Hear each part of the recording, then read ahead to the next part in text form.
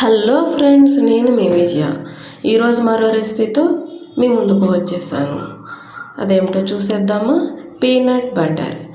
అది ఎలా చేయాలో, దానికి ఏమేం కావాలో చూసేసుకుందాం.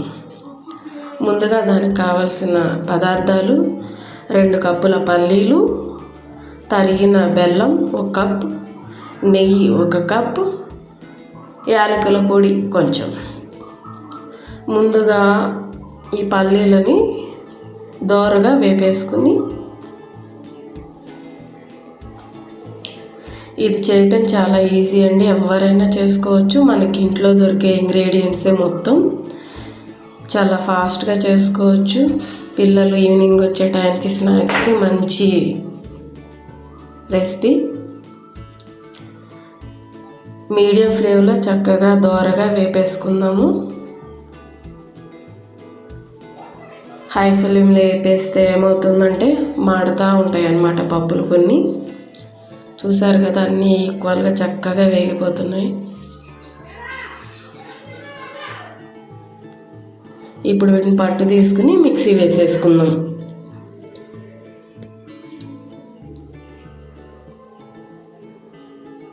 ముందుగా ఒక పల్లీల వరకే 3/4 గ్రైండ్ అయ్యేలాగా మిక్సీ వేసేసుకుందాం.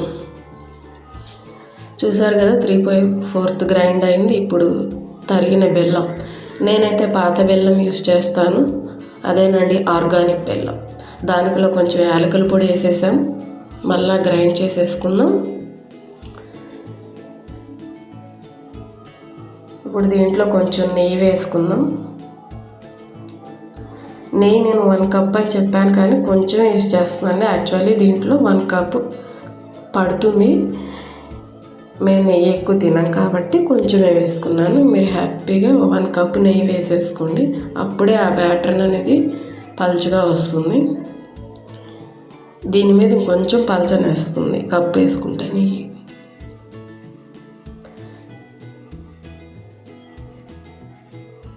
దీంట్లో సన్ఫ్లవర్ ఆయిల్ వేసుకుంటే ఇంకా బాగుంటుంది. కొంచెం సన్ఫ్లవర్ ఆయిల్, నెయ్యి, ఇంకా లిక్విడ్గా వస్తుంది అన్నమాట. నేను దీన్ని బ్రెడ్తో సర్వ్ చేసుకుంటాను. సో బ్రెడ్ని కూడా మనం రోస్ట్ చేసేసేద్దాం 2 సైడ్స్.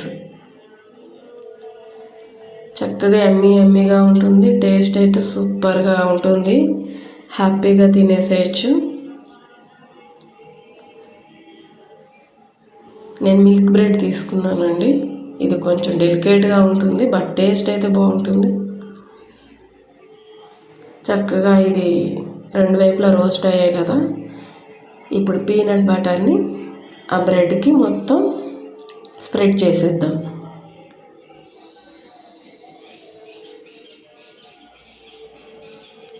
నెయ్యి కొంచెం ఎక్కువ వేసుకుంటే కొంచెం పలచన వస్తుంది. నేను కావాలని కొంచెం వేసుకున్నాను. సో మీరు ట్రై చేసి ఈ రెసిపీ ఎలా ఉందో కామెంట్ చేయండి. మీకు కనుక నచ్చితే లైక్ చేయండి, షేర్ చేయండి. Thank you for watching.